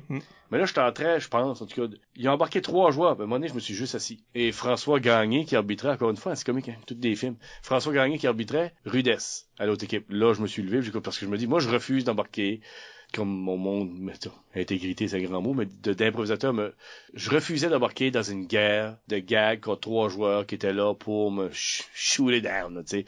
Fait que je me suis assis à coller la rudesse, là, je me suis relevé, les 2 autres ont disparu. Là, l'improvisation a continué. Et, comme je te disais tantôt, logistiquement, ils l'ont perdu pareil. Si quelqu'un prend un personnage que le monde, tu peux envoyer tes 12 joueurs, si tu veux. En envoyer 50, ils vont perdre pareil. Fait que c'est ça, il faut garder la pureté, enlever les mauvaises pensées, juste être vraiment là. Chaque moment, il faut que tu sois là. Dans le moment présent, il faut être là. Et moi, comme je te dis, ce que tu as dit à tes joueurs en 97, la seule chose que tu peux te reprocher, c'est de pas d'avoir été à 100%. C'est tout. Fait que quand ce qui arrive, ces moments-là, c'est ces moments-là qui font, il y a beaucoup de joueurs, et beaucoup que je t'ai nommés dans des équipes contre les extraterrestres, qui ont pas pu, à certains moments donnés, beaucoup, là, qui ont pas pu réussir. Okay, c'était la meilleure qualité d'André Roy. Lui avait ça. Lui, il n'y a aucune situation qui l'aurait fait geler. Le terme geler, on a tout compris que ça arrive, il a gelé, tu sais. C'est que ce qui empêche geler, c'est de rester pur puis d'être là. Puis de se dire, je veux pas avoir de regret demain. Parce que le reste, c'est tout hors de ton contrôle. Exactement. Puis si toi, tu joues le mieux que tu peux, puis que t'amènes quelque chose, puis t'innoves, puis en tout cas, là, faut que tu pousses, là, faut quand même que tu pousses. Là, faut pas que tu joues ta normale, faut que tu t'essayes d'exceller. Tout le reste, le joueur de l'autre côté, là, qui est plus fort que toi, ou t'as pas de contrôle sur ce gars-là, là, sur cette personne-là. T'as pas de contrôle sur un arbitre qui est chiant avec toi, puis qui te jambette avec des punitions, comme la punition que t'as entendue puis qui t'a choqué parce que tu pensais pas que t'as mérité. Pas important, cette affaire-là. T'as aucun contrôle là-dessus, puis t'as aucun contrôle sur ce que le public va voter. Joue juste. Ça, c'est vrai, mais tu viens de me faire réaliser quelque chose que je pensais jamais dire, là, que je réalise que toutes les fois, parce que moi, j'ai eu la chance, dans les sports et tout, des championnats canadiens, des championnats provinciaux, des championnats maritimes, à chaque fois, parce que tout le temps serré, tu vas pas arriver, tu rêverais d'avoir, on va gagner 12-0, on sera pas nerveux. Ça arrive pas. Okay, à chaque fois, c'est un home run pour finir. Mes 2 championnats maritimes, c'est un gars de notre équipe qui a fait un home run, puis on a gagné avec ce home run-là, ok? Mais à chaque fois, pendant l'improvisation, c'était dur de gagner. Il y a un moment donné, c'est 100% du temps, il y a tout le temps, je care plus. Il y a tout le temps ce moment-là que je care plus. Je care plus si on gagne ou perd. Je suis là dans le moment, là, puis ça m'est arrivé. Là, je suis juste là, je dis OK. Je pense, c'est pas si c'est l'émotion puis les nerfs qui se rencontrent, puis t'es rendu un moment, tu sais qu'il y a de quoi qui va se passer, tu sais que peut-être tu vas t'impliquer c'est pas ça m'est arrivé au baseball aussi, de faire un coup sûr qui a fait gagner le championnat, le point gagné en provincial. Et Dieu sait que j'étais vraiment pas le meilleur joueur dans cette équipe-là, là, tu sais, là. J'étais même pas un des bons joueurs dans cette équipe-là. Je pense qu'ils m'ont rentré en 6e manche, OK? Mais, il y a un moment donné, tu cares plus. En tout cas, pour moi, je care plus. Mais, ça arrive en 93, j'avais été en arrière, Butler, je care plus. Butler a dit, faut finir ta game pareil. C'est là, il m'a rendu dans le beer garden, là. Oui, t'as rappelé, c'était sans limite, j'avais été en arrière, Butler me donnait une drink de bière, personne ne sait ça, là. Tout le monde sait ça maintenant. Ah, tout le monde sait ça, ouais. Ben là, oui. Là, ils vont pas enlever la coupe, là. Puis, mais, il y a un moment, pour répondre à Rémi, là, l'affaire que je peux dire que j'ai vécu dans ces moments-là, c'est que tu cares plus. Tu penses que c'est juste une façon que ton corps a de te donner une excuse de continuer. Que tu sens que tu vas pas gagner. Puis là, quelque part, t'es libéré de toutes ces choses-là. Exactement. Puis je pense que ça te laisse exceller dans le fond, mais... Non, ça te laisse libre. C'est dur à comprendre, parce que c'est pas tout le monde qui a eu la chance de se rendre à ce moment-là, tu sais, quand en finale, il en reste une. Ouais. Pour être vraiment bouddhiste, là, moi j'aime me dire que c'est comme là, l'univers joue au travers de toi. Peut-être. T'es juste là, puis les choses arrivent. Exactement. Puis t'es plus tous ces extérieurs-là qui comptent pas vraiment dans le spectacle. Puis là, à ce moment-là, tu gèles pas. Tu te lances, tu te lances vraiment, puis tu te dis, là, le lundi matin, j'aurai plus rien à me reprocher. Puis le public respecte ça, de la vulnérabilité, le fait que tu t'es donné, tu sais. Et tu remarqueras, tous ceux-là qu'on parle qui ont du charisme, là, ok? C'est pour ça, moi, samedi, toi, t'es un anti-stand-up parce que t'as pas ce look-là, tu sais. Mettons, Luc puis Christian, tu les regardes, il y a un côté vulnérable. Avant qu'ils ont parlé. Ouais. Mm-hmm. C'est vrai. C'est la vulnérabilité, c'est la chose que les gens, c'est la nostalgie. Il y a beaucoup de choses qui sont fortes, qui sont puissantes, mais la vulnérabilité, c'est très fort. Regarde, tu regardes Christian, Marc Degrasse, Luc Leblanc, tu regardes des personnes de même. Ils ont l'air vulnérables. Juste, tu l'as dit toi-même. Je pensais pas. Tu sais, mais ils ont l'air vulnérables. Ouais. Bah oui, ils pourraient être rien là. Tu sais, ils ont quelque chose d'attachant à cause de ça. Puis ça veut pas dire qu'ils sont pas plus solides que moi, même si j'ai la voix, puis t'as peut-être plus, un petit peu plus pesant. C'est là. Oui. D'ailleurs, tout le monde limite cette voix-là. Oui. Ouais, à l'émission, on l'a entendu plusieurs fois de la bouche de plusieurs. Je dis que c'est Samuel qui le fait encore mieux, là, mais... Oui. C'est lui le plus infecté. Ben, on le fait tout, là. Ah ouais. Il a déjà appelé du monde, me faire passer pour moi, du monde que je connaissais bien, là. C'est que... C'est quelqu'un qui t'appelle puis te laisse des messages de toi-même, mais dans ta voix. Si mec ça arrive, là, ça va aller mal. Hey, Robert, si moi je suis plus capable de dire la différence, je sais pas s'il a joué ici, mais Marc-André Robichaud, le comédien. Oui. Oui, mais Mais je sais pas s'il a joué les jeux de l'impro. Oui, il a joué, c'est ça. Oui. Ouais. Bon, ben lui, il fait une belle voix pareille, là. Ah ouais? Non, il y en a une couple, là. Si tu passes assez de temps avec toi, là, on dirait que... Dans les patterns. Ça se pogne, Ça m'a alors. fait réaliser que je me frottais le chest. Ouais. Quand je parle de moi-même, je fais pas ça, innocent. À un moment donné, Il a fallu qu'il remarque parce qu'il a pogné le même tic, puis il a fallu lui dire, hey, arrête de faire Robert Gauvin dans les impros. Ah ouais? Oui. Puis là, à un moment donné, j'étais en train de parler, j'ai dit, ben, regarde, c'est vrai. Ben, c'est tout le temps qu'on a. On vous rappelle que vous pouvez nous laisser des commentaires par courriel au improvisationnb@gmail.com, sur le blog d'ImproNB au impronb.wordpress.com ou sur les médias sociaux. Nous sommes ImproNB sur Twitter et ImprovisationNB sur Facebook.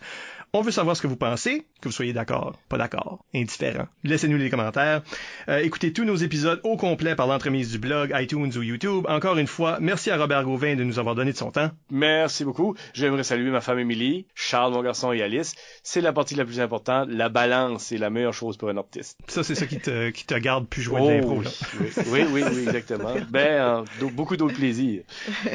Ben, merci Isabelle aussi. Ben, merci Michel. Et à la prochaine pour un regard derrière le rideau de la scène d'improvisation. Oh. Hey, merci beaucoup. Vous avez été fantastique. Vraiment, c'est extraordinaire. Écoutez l'émission, c'est magnifique. Je suis sûr pour je te ici. Non, c'est là, il écoutera jamais l'épisode. Ben oui, je veux savoir aussi ce que je peux pas dire.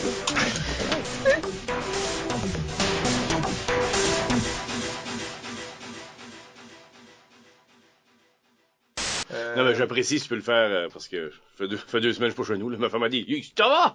Non. Il dit, une entrevue, c'est comment? 10 minutes? Je dis, ben, 1 heure et demie. Ouais, c'est ça, là. OK. J'avais pas dit de manger des bananes chips, moi.